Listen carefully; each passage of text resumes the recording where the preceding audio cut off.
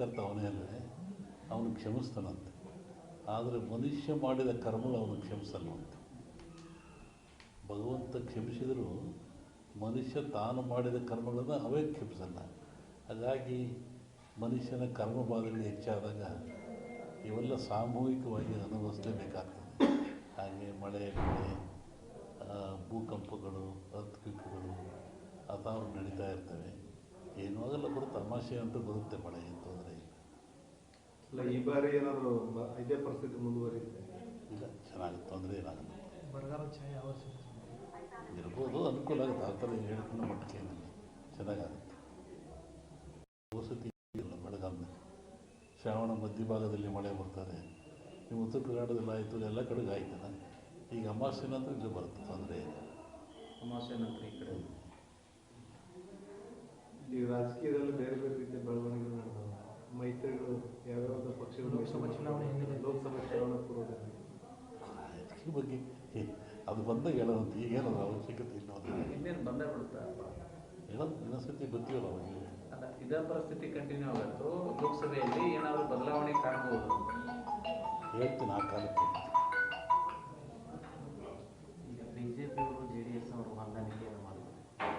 ನಮಗೇನು ಸ್ವಲ್ಪ ಅದ್ರ ಬಗ್ಗೆ ನಮಗೇನು ವಿಚಾರ ಅಂತ ಹೇಳಲೂಬಾರ್ದು. ದೇಶದ ಭವಿಷ್ಯ ಏನಾಗುತ್ತೆ? ದೇಶ ಹಿಂಗೆ ಹೋಗ್ತಾ ಹಿಂಗೆ ಹೋಗ್ತದೆ. ಸದ್ಯಕ್ಕೇನು ತೊಂದರೆ ಇಲ್ಲ. ಅನೇಕ ಆಪತ್ತುಗಳಿದ್ದಾವೆ. ಅದೇ ಬಂದೇ ಹೇಳಿದ ಭೂಕಂಪಗಳಾಗ್ತವೆ. ಮೊನ್ನೆ ಫಾರಿನ್ನ ಕಡೆ ಮಳೆ ಜಾಸ್ತಿ ಆಗ್ತದೆ. ಇನ್ನೂ ಉತ್ತರದಲ್ಲಿ ಮಳೆ ಅಂತ ಹೇಳಿದ್ರೆ ಹಾಗಾಗ್ತದೆ. ದೊಡ್ಡ ದೊಡ್ಡ ನಗರಗಳಿಗೆ ಆಪತ್ತಿದೆ, ತೊಂದರೆಗಳಿದ್ದಾವೆ, ಭೂಕಂಪಗಳಾಗಂಥದ್ದು, ಹಾಹಾಕಾರಗಳಾಗ್ತದೆ, ರಾಜಕೀಯದ ಅಸ್ಥಿರತೆ ಉಂಟಾಗ್ತದೆ. ಅವಾಗ ಇರೋದೇ ಪ್ರಾಕೃತಿಕವಾಗಿ ದೋಷಗಳು ಇರ್ತದೆ.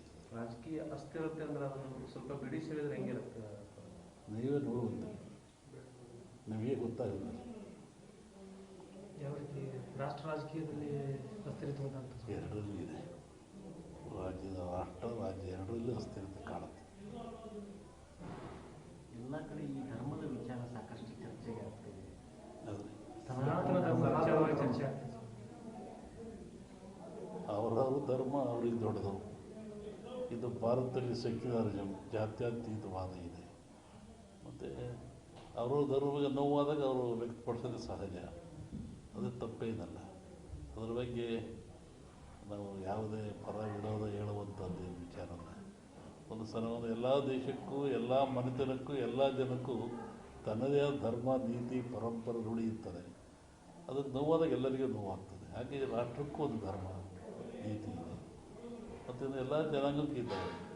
ಅದನ್ನು ನಾವು ತಿರಸ್ಕರಿಸಬಾರ್ದು, ಹೆಚ್ಚಿನ ಪ್ರೋತ್ಸಾಹನೂ ಕೊಡಬಾರ್ದು. ಅದು ಹೆಂಗುದೇ ನಡ್ಕೊಂಡು ಹೋಗ್ತಾ ಇರ್ತದೆ. ರಾಜಕೀಕರಣ ಆಗ್ತಾ ಇದೆಯಲ್ಲ, ಧರ್ಮದಲ್ಲಿ ರಾಜಕೀಯ ಇರಬಾರ್ದು, ಅದು ಅಪಾಯ ಆಗ್ತದೆ. ಪ್ರಜಾಪ್ರಭುತ್ವಕ್ಕೆ ರಾಜಕೀಯಕ್ಕೆ ಅಪಾಯವಾಗ್ತದೆ. ರಾಜಕೀಯ ಬೆರೆಸಬಾರ್ದು. ಇಲ್ಲಪ್ಪ, ಈಗ ಧರ್ಮದ ಮೇಲೆ ಓಟ್ ಕೇಳಿ ಅಧಿಕಾರಕ್ಕೆ ಬಂದಂಥ ಪರಿಸ್ಥಿತಿ ಸೃಷ್ಟಿಯಾಗ್ಯದ ದೇಶದೊಳಗೆ. ಧರ್ಮಾಧಾರಿತ ರಾಜಕಾರಣನೂ ನಡೆದು ಅದು ಅವರಿಗೆ ಸಂಬಂಧಪಟ್ಟದ್ದು. ಅಲ್ಲ, ನೀವು ಹೇಳಿದ್ರಲ್ಲಪ್ಪ, ಈಗ ಧರ್ಮ ರಾಜಕೀಯ ಬೆರಿಬಾರ್ದು ಅಂತ ಹೇಳಿದ್ರಲ್ಲ. ಆದ್ರೆ ನಾವು ಒಂದು ಜನರ ನಡುವಲ್ಲ ದ್ವೇಷ ಬಿತ್ತಿ ಓಟು ಬೆಳ್ಕೊಳ್ಳುವಂಥ ಪರಿಸ್ಥಿತಿ ನಿರ್ಮಾಣ ಆಗ್ಯದ. ನೀರಿನಲ್ಲಿ ದೋಣಿ ಇರಬೇಕು, ದೋಣಿಲಿ ನೀರು ಇರಬೇಕು. ದೋಣಿ ಒಳಗೆ ನೀರಿದ್ರೆ ಏನಾಗ್ತದೆ? ಮುಳುಗ್ತದೆ. ನೀರಿನ ಮೇಲೆ ದೋಣಿದ್ರೆ ಹೋಗ್ತದೆ. ಹಾಗೆ ಒಂದಿನ ಲೈವ್ ಆಗ್ತದೆ. ದೋಣಿ ಮೇಲೆ ನೀರು ಬರುವಂಥ ಪರಿಸ್ಥಿತಿ ನಿರ್ಮಾಣ ಆಗ್ತದೆ. ಈ ಮನುಷ್ಯರೆಲ್ಲ ಜಾಣರಾದಂಗ, ವಿದ್ಯೆ ಬಂದಂಗ ಈ ಜಾತಿ ವ್ಯವಸ್ಥೆ ಎಲ್ಲ ಕಡಿಮೆ ಆಗಬೇಕಾಗುತ್ತೆ. ಅದ್ರ ಬದಲಾಗಿ ಈ ರಾಜಕೀಯದವರೇ ಜಾತಿ ಧರ್ಮನ ಬಿತ್ತಕತ್ತಾರೆ ಜನರು. ಪೂರ್ಣವಾದ ಜ್ಞಾನ ಯಾವ ಮನುಷ್ಯನಿಗಿರಲ್ಲ, ಅವಾಗ ಇವೆಲ್ಲ ಬರೋ ಸಹಜ. ಸಂಪೂರ್ಣವಾದ ಜ್ಞಾನ ಗಳಿಸಿದರೆ ಯಾವುದಕ್ಕೂ ಅವಕಾಶ ಇರಲ್ಲ. ಅರಿವು ಹೇಳ್ತೀವಲ್ಲ, ನಾವು ತಿಳಿದೇ ಎಷ್ಟು ಉದ್ದಾಗ ಇವೆಲ್ಲ ಬರ್ತವೆ. ಪೂರ್ಣವಾದ ಜ್ಞಾನ ಸಂಪಾದನೆ ಮಾಡಬೇಕು. ಈಗಿನ ಕೊರತೆ. ಈ ಕೆಲವು ರಾಜಕಾರಣಿಗಳು ಈ ಹಿಂದೂ ಧರ್ಮ ಇರ್ಬೋದು, ಸನಾತನ ಧರ್ಮದ ಒಂದು ರೋಗ ಇದ್ದಂಗೆ, ಕುಷ್ಠ ರೋಗ ಇದ್ದಂಗೆ ಅದನ್ನು ನಿವಾರಣೆ ಮಾಡಬೇಕು, ಈ ಈ ಥರದ್ದೆಲ್ಲ ಸ್ಟೇಟ್ಮೆಂಟ್ಗಳನ್ನ ಕೊಡ್ತಾರೆ. ಹಿಂದೂ ಧರ್ಮನೇ ಇಲ್ಲ, ಅದಕ್ಕೆ ಅಪ್ಪ ಅಮ್ಮ ಯಾರು, ಅದು ಹೆಂಗೆ ಹುಟ್ಟುತ್ತೆ ಅಂತೇಳಿ ಅವ್ರನ್ನೇ ಕೇಳಬೇಕು ನೀವು ಅಷ್ಟೇ. ಒಬ್ಬ ಸ್ವಾಮಿ ಇವು ಜಿಜ್ಞಾಸೆ ಇರ್ತಕ್ಕಂಥದ್ದು ನಾನು ಹೇಳಿದ್ದಲ್ಲ, ರೂಢಿ ಪದ್ಧತಿ ಸಂಪ್ರದಾಯ ಅಂತ ಇರ್ತದೆ. ಆ ಪ್ರಕಾರ ಆಯಾ ಧರ್ಮಗಳು ಆಯಾ ಜನಾಂಗ ಆ ದೇಶಗಳು ನಡೀತಾ ಇರ್ತವೆ. ಅದಕ್ಕೆ ಚ್ಯುತಿ ತರೋರು ಇದ್ದಾರೆ, ಚ್ಯುತಿ ತರದೇರು ಇದ್ದಾರೆ. ಈಗ ಟೆರರಿಸ್ಟ್ಗಳಿದ್ದಾರೆ, ಅವ್ರು ಅದೇ ಕೆಲಸ. ಅದು ಬೇಡ ಅಂತ ಹೇಳಿದ್ರು ಅದೇ ಕೆಲಸ ಅವರಿಗೆ. ಅವ್ರು ಬೇಡ ಅನ್ನೋದು ಬಿಡೋದಿಲ್ಲ. ಅಂದರೆ ಅವರೆಲ್ಲ ಧರ್ಮ ವಿರೋಧಿಗಳು ಅಂತಲ್ಲ. ಆಯಾ ಧರ್ಮದ ವ್ಯಾಮೋಹ ಜಾಸ್ತಿ ಆದಾಗ ಸಂಕುಚಿತ ಭಾವನೆಯಲ್ಲಿ ಇವೆಲ್ಲ ವ್ಯಕ್ತಪಡಿಸ್ತಾರೆ. ಈಗ ಸನಾತನ ಧರ್ಮವನ್ನು ಸಾಂಕ್ರಾಮಿಕ ರೋಗಕ್ಕೆ ಕಂಪೇರ್ ಮಾಡ್ತಾರಲ್ಲ, ಇದು ಎಷ್ಟರ ಮಟ್ಟಿಗೆ ಸರಿ? ಅದೇ ಅವ್ರನ್ನೇ ಕೇಳಬೇಕು. ಒಬ್ಬ ಸ್ವಾಮೀಜಿಯಾಗಿ ಈಗ ಭಾರತ ಸನಾತನ ಧರ್ಮವನ್ನು ನಂಬ್ಕೊಂಡು ಬಂದವರು ನಾವೆಲ್ಲ ಓದ್ದವರು ಹಿಂದೂ ಧರ್ಮ ಅಂತೇಳಿ. ಒಬ್ಬ ಸ್ವಾಮೀಜಿಯಾಗಿ ತಮ್ಮ ನಿಲುವೇನಂತ ಕೇಳ್ತೀವಿ. ಆಯಾಯ ಧರ್ಮ ಯಾವುದು ಶಾಂತಿ ನೆಮ್ಮದಿ ಕೊಡ್ತದೆ ಅದು ಆಚರಣೆ ಭಾಳ ಮುಖ್ಯ. ಹುಟ್ಟಿ ಧರ್ಮ ಅಂದರೆ ನೆಮ್ಮದಿ ಬೇಕು, ಶಾಂತಿ ಬೇಕು, ಮನುಷ್ಯನಿಗೆ ನಿಜವಾದ ಒಂದು ಜ್ಞಾನ ಮೂಡಿಸ್ಬೇಕು. ಅದು ಸಿಕ್ಕಿದ್ರೆ ತೊಂದರೆ ಏನಿಲ್ಲ. ರಾಷ್ಟ್ರ ರಾಜಕಾರಣದಲ್ಲಿ ಇನ್ನೇನು ಕೆಲವೇ ತಿಂಗಳಲ್ಲಿ ಚುನಾವಣೆ ಬದಲಾವಣೆ ಆಗ್ಬೋದು. ಹೇಳಿದ ಅಲ್ಲೋಲ ಕಲ್ಲೋಲ ಆಗ್ತದೆ, ರಾಜಕೀಯ ಅಸ್ಥಿರ ಆಗ್ತದೆ.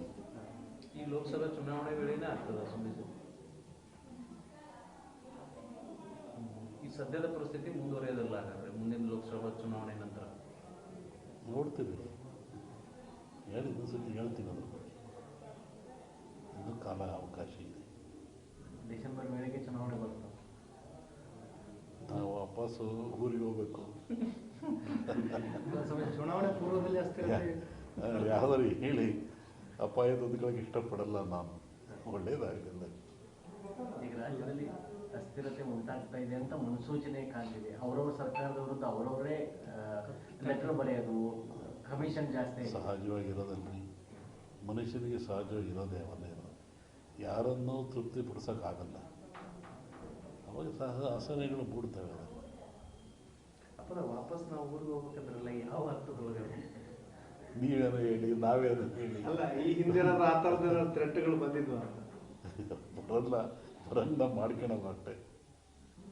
ನೀವೇ ಹೋಗೋತ್ತಿಗೆ ಅಂತ ಸ್ಟಾರ್ಟ್ ಆಗ್ತದೆ. ಏನಾದ್ರು ಹೇಳಿ ಅದಕ್ಕೆ ಅವಕಾಶನೇ ಕೊಟ್ಟಿರ್ಬಾರ್ದು ಅಷ್ಟೇ. ಆ ಥರ ಸಂದರ್ಭಗಳೇನಾದರೂ ಇಲ್ಲ, ಆಗೋದು ಬೇಡ ಅಷ್ಟೇ. ನೀವು ಸ್ವಲ್ಪ ಆ ಥರ ಹೇಳಿಕೆ ಕೊಟ್ಟರು ಚಲೋ. ಇಲ್ಲ, ಆ ಥರ ಹೇಳಿ ನಿಮ್ಮ ಭವಿಷ್ಯವನ್ನು ಎಲ್ಲರೂ ನೋಡ್ತಿರ್ತಾರೆ, ಕಾಯ್ತಿರ್ತಾರೆ, ಏನು ಹೇಳ್ತಿರ್ತಾರೆ ಅಂತೇಳಿ. ನೀವು ಮುಂದೆ ಹೇಳಿದ ನಂತರ ನಮಗೆ ಸಮಸ್ಯೆ. ಸಿದ್ಧಾಂತವೇ ಅದು, ಕಂಪ್ಲೀಟ್ ಸಿದ್ಧಾಂತನೇ ಅದು. ಅವ್ರು ಹೇಳುತ್ತಲೇ ಇರ್ತಾರೆ.